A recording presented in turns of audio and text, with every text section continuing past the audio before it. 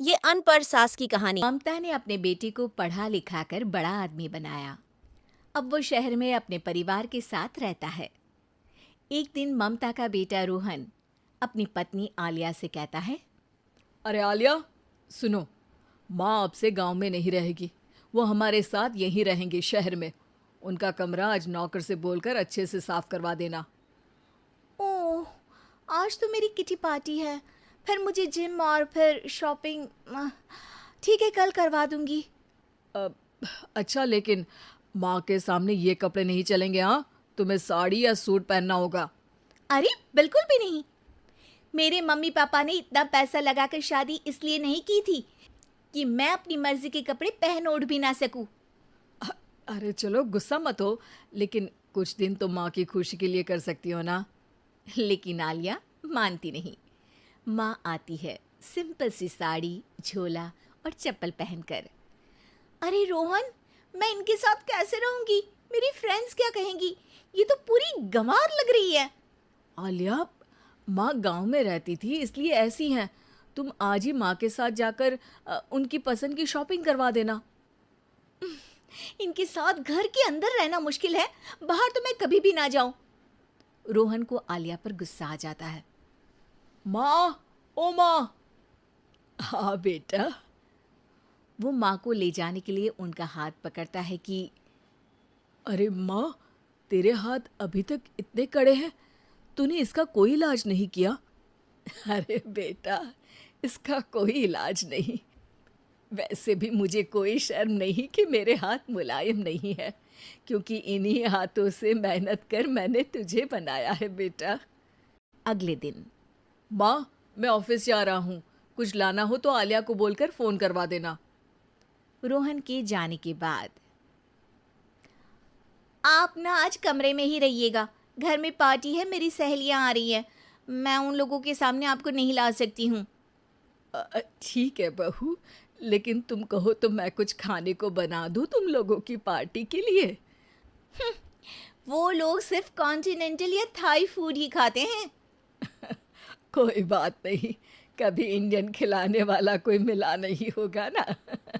मैं बनाकर कमरे में चली जाऊंगी। जैसे आपकी मर्जी। आलिया के घर उसकी दोस्त आती हैं, पार्टी होती है।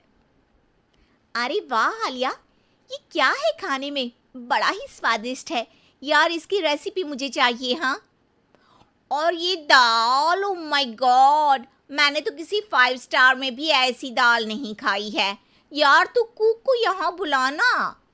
अब आलिया घबरा जाती है। हाँ हाँ हाँ, क्यों नहीं। माँ जी ज़रा बाहर आइए। आलिया की सास सिंपल सी साड़ी और गांव के अंदाज में आती है। अरे बहू, क्या हुआ? खाना पसंद नहीं आया क्या? बहू? अरे ये गांव से दिखने वाली औरत तुम्हें बहू क्यों बोल रही है? कौन है ये? वो हमारी नई नौकरानी है। सास बहू की बात सुनकर बहुत दुखी हो जाती है।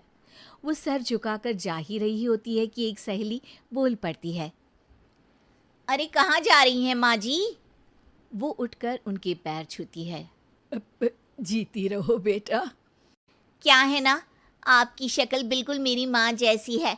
पता है आलिया, मैं शहर पढ़ने आई और फिर शहरी हो गई, लेकिन मेरे माँ पापा तो आज भी गांव में रहते हैं, बिल्कुल इनके जैसे ही हैं।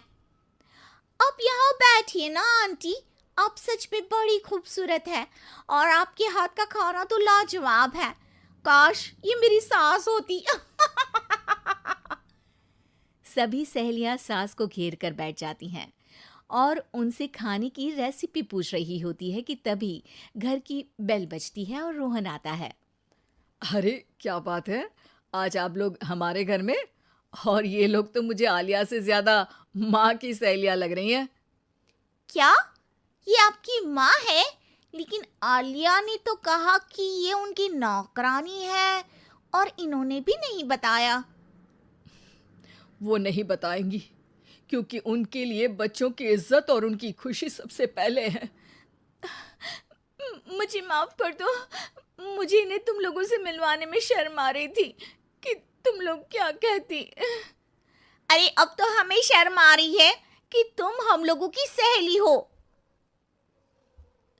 हाँ, जो माँ जैसी सास को नौकरानी बोले वो हमारी सहेली नहीं हो सकती। ये बोलकर सभी वहां से जाने लगती है कि सास बोलती है, आलिया की तरफ से मैं तुम लोगों से माफ़ी मांगती हूँ। उसने जो कहा उसके लिए मैं उसे माफ़ करती हूँ। अब तुम लोग भी उसे माफ़ कर दो, क्योंकि अगर तुम लोगों ने उससे दोस्ती तोड़ी तो फिर मेरे हाथ का खाना कैसे खाओगी? नहीं नहीं आंटी, जरूर आएंगे, लेकिन अब आलिया की नहीं बल्कि आपकी सहेली बनकर।